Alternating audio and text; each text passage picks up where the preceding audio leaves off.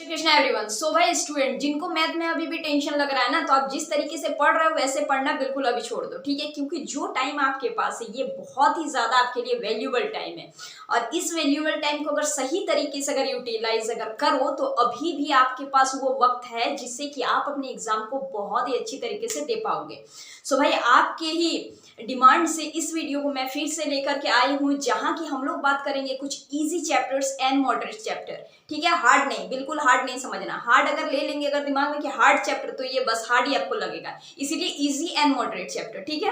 और यहाँ पे हम लोग इसको समझेंगे कि कौन कौन सा ऐसा टॉपिक है जिसको कि आपको कवर अप करना है, और मेजॉरिटी क्वेश्चन आपको बस सिर्फ और सिर्फ इसी टॉपिक से मिलने वाला है, ये सारे चैप्टर से ही।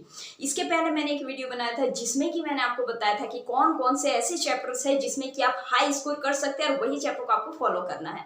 सो एक बार जरूर उसको भी देख लेना, लिंक डिस्क्रिप्शन में है। पहले इसको देख लेना क्योंकि ये बहुत ही इंपॉर्टेंट वीडियो रहने वाला है। सो भाई अगर चैनल पे नए आए हो तो आपको सब्सक्राइब कर लेना है, और इस वीडियो को ज्यादा शेयर करना ताकि आपके फ्रेंड को भी हेल्पफुल हो सके। तो चलो स्टार्ट करते हैं हम लोग वीडियो को। हम लोग समझते हैं आज यहाँ पे कि इजी चैप्टर मॉडरेट चैप्टर के साथ साथ इन सारे चैप्टर के कौन से ऐसे टॉपिक है जिससे कि आपको मैक्सिमम क्वेश्चन देखने को मिलेगा, ठीक है। और इसी तरीके से अभी प्रिपरेशन करो, ठीक है। अभी ज्यादा आपको स्ट्रेस नहीं लेना है, जितने भी टाइम है इसमें अपने आप को दे देना है। तो सबसे पहले हम लोग समझते हैं इजी चैप्टर। देखो हार्ड चैप्टर या फिर मॉडरेट चैप्टर को समझते हैं हम लोग, और उस पर ध्यान देने के चक्कर में कुछ इजी चैप्टर को हम लोग भूल जाते हैं। हम लोगों को लगता है कि हाँ भाई वो तो प्रिपरेशन किया हुआ है, ये तो हो ही जाएगा, और नहीं, आप उसको प्रैक्टिस जरूर कर लो। एक बार आप उसके एक दो क्वेश्चन आप जरूर से जरूर बनाओ, ठीक है। सैंपल सेट या फिर PYQ ये सब जरूर ज्यादा आप लोग कर लेना, क्योंकि इसी चैप्टर को हम लोग यहाँ पे नहीं छोड़ने वाले हैं। डोंट स्किप दैट,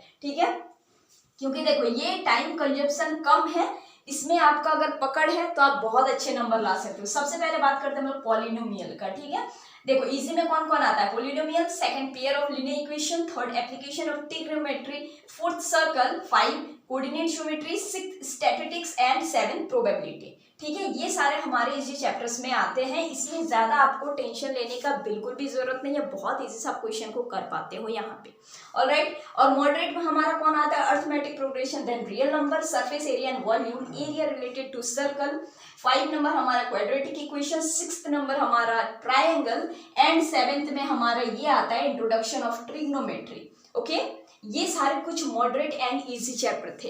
ये सारे चैप्टर को आप इस तरीके से स्ट्रेटेजी को अगर समझ लेते हो तो आपका प्रिपरेशन में काफी आपको हेल्पफुल होगा इस कम पीरियड में, ठीक है। इस टाइम यहाँ जो आपका जो कम जो टाइम है इसमें आपको काफी हेल्पफुल होगा। अब देखो कुछ यहाँ पे हम लोग समझते हैं कि इंपॉर्टेंट टॉपिक कौन सा है इसी चैप्टर में।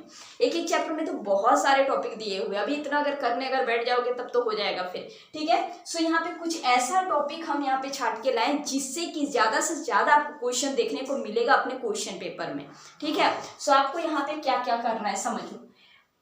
पॉलिनोमियल में हम लोगों को देख लेना है relation between zeros and coefficient of polynomial, यहां से क्वेश्चन आएगा, क्लियर है। सेकंड क्या है भाई? पेयर ऑफ लीनियर इक्वेशन का ग्राफिकल एंड एल्जेब्रिक मेथड, ये दोनों मेथड कर लेना, इससे आपको क्वेश्चन देखने को मिलेगा, ठीक है। चलो तीसरे में हम लोग आते हैं, क्या है? Application of trigonometry. देखो हाइट से रिलेटेड क्वेश्चन एंड डिस्टेंस से रिलेटेड क्वेश्चन, हाइट और डिस्टेंस, इसमें आपको देख लेना है किसका? एप्लीकेशन ऑफ ट्रिग्नोमेट्री का, क्लियर है। इसके बाद हमारा आता है सर्कल। सर्कल में आपका बहुत ही ज्यादा इंपॉर्टेंट है क्वेश्चन आपको देखने को मिलेगा, जिसमें कि हमारा आएगा number of tangent from A point on a circle और टेंजेंट टू ए सर्कल, ये पॉइंट आपको करके ही जाना है, क्लियर है। फिफ्थ में हमारा क्या है भाई? कोऑर्डिनेट ज्योमेट्री से है। इसमें तो समझो कि आपका आएगा ही आएगा क्वेश्चन, इतना तो आपको भी पता ही है। इससे तो क्वेश्चन हर बार क्या मतलब आना ही है, एकदम तय रहता है। किससे भाई? Distance formula and section formula से। एक क्वेश्चन आपको एकदम नेसेसरी है, गारंटी है कि आपको मिलेगा, ठीक है। वो भी 1-2 नंबर का नहीं, उससे ज्यादा में। तो इसमें आप लोग ध्यान देना, ठीक है। सेक्शन फॉर्मूला और डिस्टेंस फॉर्मूला काफी इजी है, थोड़ा सा कैलकुलेशन में अपना ध्यान रखना, बाकी बहुत इजी है।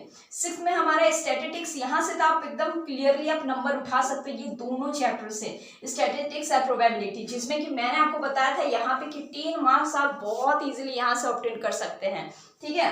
स्टैटिस्टिक्स में आपको क्या देखना है? एज यूजुअल आपको पता ही होगा, यहाँ पे मीन मीडियन मोड को आपको देख लेना है, ठीक है। ये ग्रुप्ड डाटा का जो आता है मीन मीडियन मोड, इसके फॉर्मूले आपको अच्छे से देख लेना है, साथ ही साथ कैलकुलेशन पे ध्यान देना है।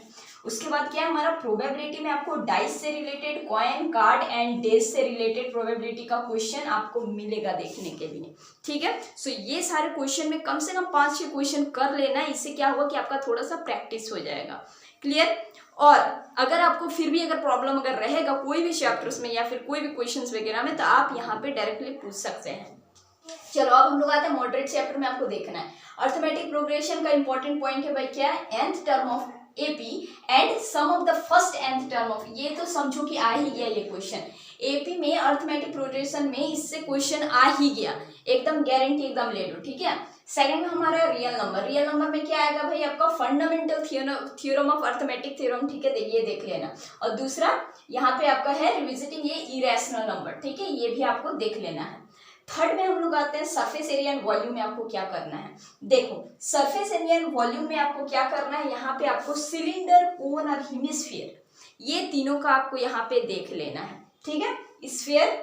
स्फीयर का भी आप लोग देख लेना, सिलेंडर, कोन, हेमिस्फीयर। और इसके साथ साथ ये सारे हम लोग फॉर्मूला तो हम लोग देख लेते हैं, चलो याद भी आपको रह जाता है, लेकिन एक चीज जहाँ पे हम लोग का दिक्कत हो जाता है वो होता है कैलकुलेशन। इसीलिए कैलकुलेशन पे आपको ध्यान देना ही देना है और प्रैक्टिस आपको करना ही करना है। साइन पे आप लोग ध्यान देना, ठीक है। उसके बाद क्या है हमारा फोर्थ में एरिया रिलेटेड टू सर्कल में area of sector and segment of circle, ये आपको देख लेना, इससे भी आपका इक्वेशन बन गया, ठीक है। देखो क्वाड्रेटिक इक्वेशन से क्या है, factorisation method and nature of roots है। और ट्रायंगल से हमारा क्या है, सिमिलरिटी ऑफ ट्रायंगल और criteria of similarity of triangle. उसके साथ साथ ये दोनों तो इक्वली बहुत ज्यादा इंपॉर्टेंट है। और इसके बाद अगर कोई अगर इंपॉर्टेंट आता है तो वो है आपका पाइथागोरस थ्योरम। ऑलराइट, सो यहाँ पे आपको टोटली आपको क्या क्या देखना है। देखो सेवेंथ में हमारे ये तो बहुत ज्यादा इंपॉर्टेंट समझो, तो यहाँ से क्या ही हम बोले थे तो छपना ही है ये क्वेश्चन की इंट्रोडक्शन ऑफ ट्रिग्नोमेट्री से, ट्रिग्नोमेट्री रेशियो से, एंगल का, ठीक है, ऑल एंगल, और ट्रिग्नोमेट्री आइडेंटिटी से। हाँ इसमें थोड़ा सा आपको क्वेश्चन का प्रैक्टिस करना नेसेसरी है। इसीलिए ये जो है आप जिस तरीके से पढ़ रहे हो सही है, लेकिन ये सारे टॉपिक को आपको बिल्कुल भी स्किप नहीं करना है, क्योंकि डायरेक्टली क्वेश्चन यहाँ से आता ही आता है।